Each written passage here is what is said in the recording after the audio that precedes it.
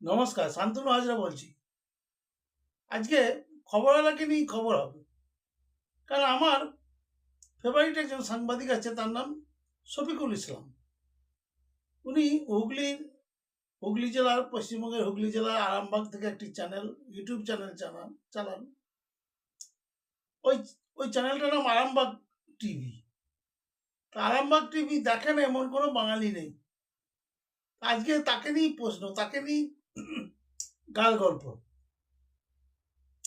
তাই শফিকুল ইসলাম, তার যে চ্যানেলটি আছে, এটি যে কোনো চ্যানেলের চেয়ে দামি চ্যানেল। কেন বলছি?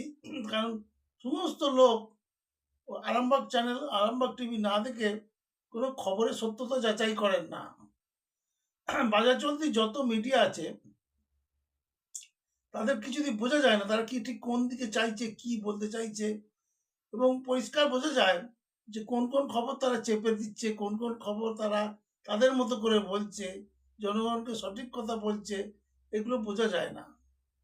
কিন্তু শফিকুলের চ্যানেলে যেটা প্রচারিত হয়, সেইটা দেখে মানুষ বোঝে যে না, এই ঘটনাটা এই থেকে এই হয়েছে। তো একটু যেন বিজেপি ঘেঁষা, আশা করি আগামী দিনে এটা কেটে যাবে।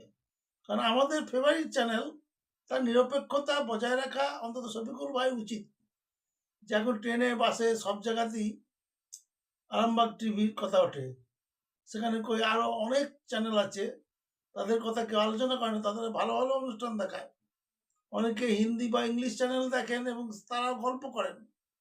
কিন্তু আরামবাগ টিভিতে কতগুলো জিনিস আছে যেগুলো বাঙালি মনে হয় লুপে নিয়েছে এবং বাঙালি মনে হয় পছন্দ করে এগুলো। যেমনি ধরুন, একটা কথা বলি, এটা খবরের অংশ নয়। এই কয়লা ভাইপো, এই কয়লা ভাইপো কারা প্রচার করে জানি না, কিন্তু শফিকুলের বক্তব্যে, শফিকুলের ভিডিওতে এই কয়লা ভাইপো, লিপস্টিক দিদি, এসব নাম শোনা যায়। তারপরে আপ্যায়ন মন্ত্রী, ধারকাক মন্ত্রী, এইসব বহু কিছু আমরা শুনেছি, দেখেছি, আনন্দ করেছি, মজা পেয়েছি। সিরিয়াস খবরের সঙ্গে একটু মজা থাকে। এই রিসেন্ট দেখা গেল যে মেসিকে দেখতে এসে মানুষ কি দেখলো না, মেসির বদলে ওই স্বরূপ বিশ্বাসের ভুঁড়ি। আবার আমি লিখেছিলাম যে স্বরূপ বিশ্বাসের ভুঁড়ি না, মেসি মেসির বদলে দেখা গেল খাসিকে। খাসি কাকে বলে? না, খাসি বলে যে যে সমস্ত পাঁঠা নির্বীজ করে রাখা হয় তাদেরকে খাসি বলে। তো সেই সেই খাসি, সে যে ওই তৃণমূলের দেখবেন বাকি যত নেতা আছে, বেশিরভাগই তো দাগ লেগে গেছে, চোরের দাগ লেগে গেছে। কত ভালো ভালো মানুষ ওরা, কত দামি দামি স্কুল কলেজ থেকে পাস করেছেন, কিন্তু সবাই চোর। আমরা বলছি না, এটা মিডিয়া বলেছে, খবরে বলছে রাত দিনই চোর চোর করছে, ওরা কোথাও গেলেও চোর চোর করছে। এখন বোধহয় দু তিনজন বাকি আছে, যেমনি আমাদের বর্তমানের স্বপন দেবনাথ, ওই ইন্দ্রনীল সেন, বাত্য বসু নামে বলা হয়, কিন্তু আজ অব্দি ধরেনি পুলিশ। আর কেউ বাকি নেই, সবারই বাড়িতে ইডি আনা হয়ে গেছে। ইডি সবার বাড়িতেই নেমন্তন্ন করে এসছে। তাই এন বক্তব্যগুলোকে আরামবাগ চ্যানেলে এত সুন্দর পরিবেশন করা হয় যে মানুষ খুব মনে মনে মনে এটাকে পছন্দ করে নিয়েছে।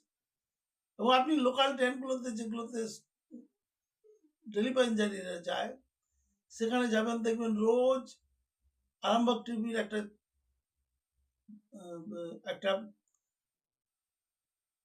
একটা খবরকে নিয়ে বা একটা ভিডিওকে নিয়ে আলোচনা হচ্ছে। তো মানুষ মনে করে, এবং মানুষ যাকে ভালোবাসে, যাকে বিশ্বাসও করে, মানুষ ওনার যে কথা সেগুলো বিশ্বাস করে। উনি যে কত মিলিয়ন ওনার যে সাবস্ক্রাইবার হয়েছে আর কত ভিউ, হিসাবে নেই। তা এই শফিকুল ভাইয়ের প্রথমে উনি সিএন সিএনএ কাজ করতেন, যেটা যেটা জানা যাচ্ছে, সূত্র থেকে জানা যাচ্ছে উনি সিএনএ কাজ করতেন। তারপরে বোধহয় নিজের চ্যানেল খোলেন। চ্যানেল খুলেই কিন্তু উনি ওই অনেক চুরি চামারি দেখাতে গিয়েছিলেন, দিয়ে রীতিমতো পুলিশের খারাপ নজরে পড়ে এবং অ্যারেস্টও হন।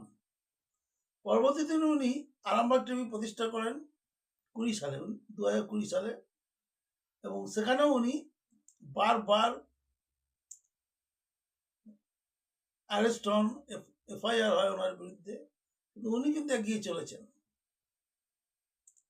উনি আরও এগিয়ে চলবেন, কারণ ওনার মধ্যেই দেখছি যদি যান যায় যাক, আমি সাংবাদিকতা করবই, এই মানসিকতা সাংবাদিক উনি। বাকিরা তো যারা এখানে ওখানে কাজ করে তাদের চাকরি করে, তাদের নিজস্ব প্রতিফলন কতটা ঘটে জানি না। রাজনীতির বাইরে কেউ যদি কিছু লেখালেখি করে, কিছু বক্তব্য রাখে, ভিডিও বানায়, সেক্ষেত্রে হয়তো কিছু বলা যায়। কিন্তু রাজনৈতিক যত খবর আছে, যত মিডিয়া আছে, সবই হচ্ছে মালিকের অনুমতিতে। মালিক যদি চায় যে এটা এই সাংবাদিকের কথায় বলবো, সাংবাদিক যেটা তুলে নিয়েছে সেই জিনিসটা দেখাবো, তবেই দেখায়, আদারওয়াইজ তো দেখায় না। মালিক যেটা চায়, মালিক যার কাছে টাকা খেয়ে রেখেছে আগে থেকে, তার হয়ে কথা বলে, সাধারণ মানুষ কোন দিকে যাবে?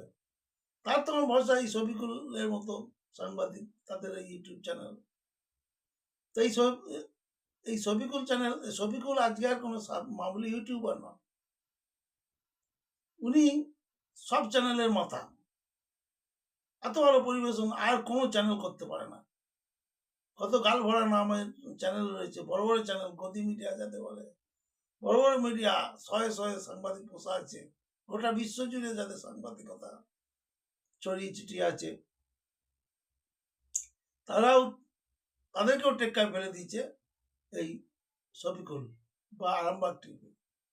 আবার পরবর্তী দিনে আরেকটি ভিডিও বানাবো আরামবাগ টিভির আরো কিছু কথা নিয়ে। এই আজকে এখানে শেষ করছি।